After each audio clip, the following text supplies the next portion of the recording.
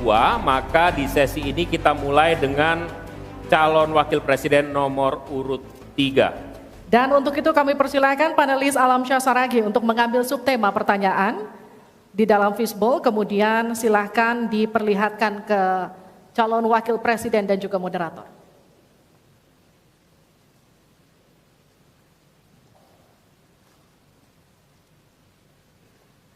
Dimasukkan ke tempat yang kosong, tidak apa-apa Pak. Iya. Tarik saja biar cepat. Yes. Silakan diperlihatkan ke calon wakil. Hanya cukup di tempat nanti Bapak, diangkat saja Bapak. Baik, tolong dihadapkan ke kami Bapak.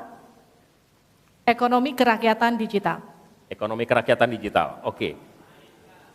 Kami akan undang kemudian Bapak Aditya Wardono untuk mengambil undian daftar pertanyaan dari fishbowl. Apakah A, B, atau C? Silakan dibuka Pak. Yes. C. Jadi ekonomi kerakyatan digital C. Kita akan buka amplop pertanyaan, Bapak, masih disegel amplopnya. Dan kami ingatkan kepada calon wakil presiden untuk mendengarkan dengan seksama, karena pertanyaan hanya akan dibacakan satu kali.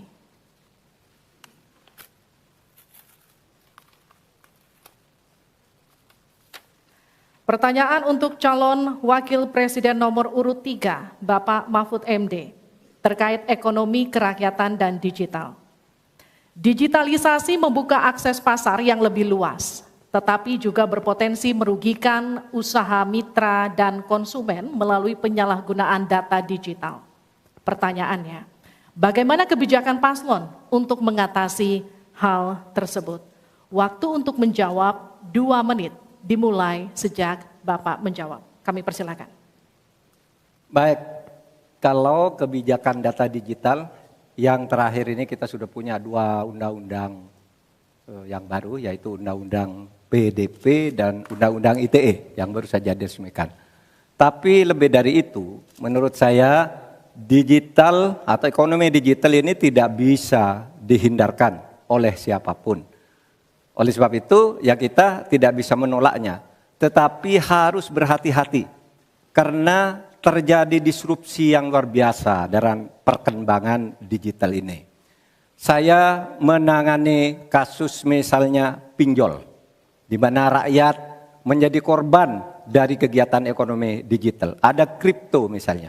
Kasus pinjol itu sendiri sungguh sangat problematik. Kenapa? Karena dia dibuat secara hukum perdata melalui gadget. Rakyat yang tidak tahu langsung bilang, kamu mau pinjam uang sekian? Yes. Bunganya sekian? Yes. Kalau tidak bayar sekian? Yes. Itu perdata. Dan itu banyak yang menjadi korban. Banyak yang sampai bunuh diri.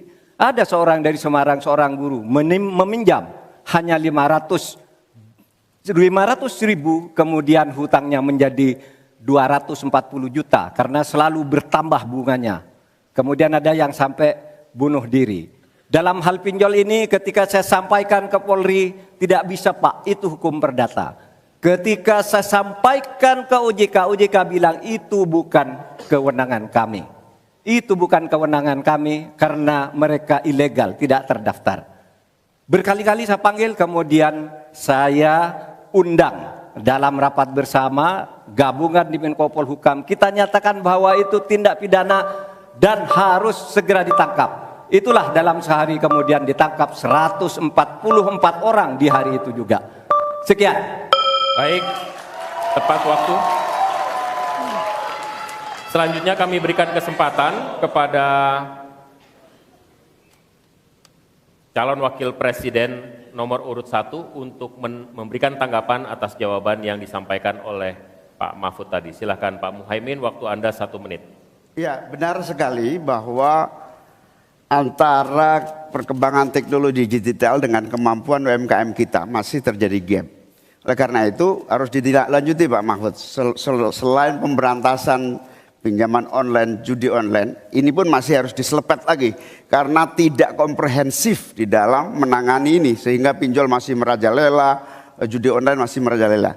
Yang lebih penting dari itu Pak Mahfud bahwa sebetulnya kemampuan untuk masuk pada dunia digital membutuhkan bantuan dari pemerintah untuk turun tangan. Menangani apa? Mulai dari literasi digital untuk UMKM, yang kedua membantu push pemasaran bagi keberlangsungan UMKM menghadapi persaingan yang sangat ketat.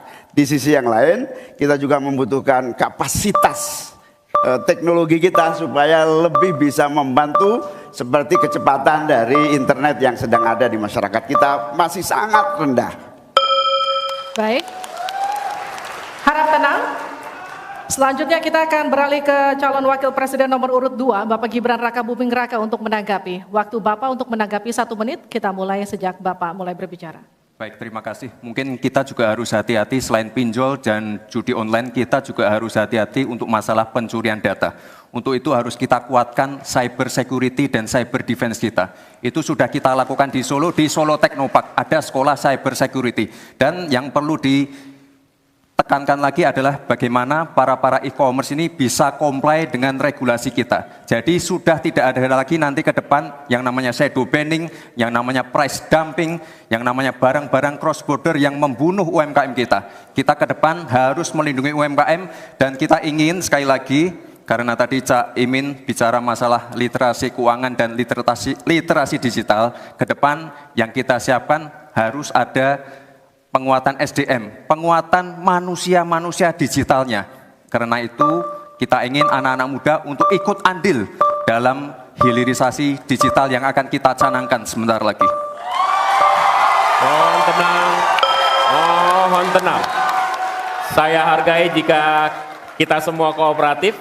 Terima kasih. Saya berikan kesempatan kepada Pak Mahfud kembali untuk memberikan tanggapan atas tanggapan dari jawaban Bapak yang sudah disampaikan oleh Pak Muhaimin dan Pak Gibran. Waktu Anda 1 menit untuk menanggapi, dimulai dari Bapak menyampaikannya. Alhamdulillah apa yang diusulkan, ditambahkan oleh Cak Imin dan Mas Gibran itu sudah ada di visi misi kami semuanya. Tinggal baca itu. Misalnya kalau bicara infrastruktur agar bisa merata tapi aman, kadang-kala kita bicara infrastruktur itu hanya jembatan, rumah, gedung dan sebagainya. Padahal ada 3 infrastruktur yang harus dibangun.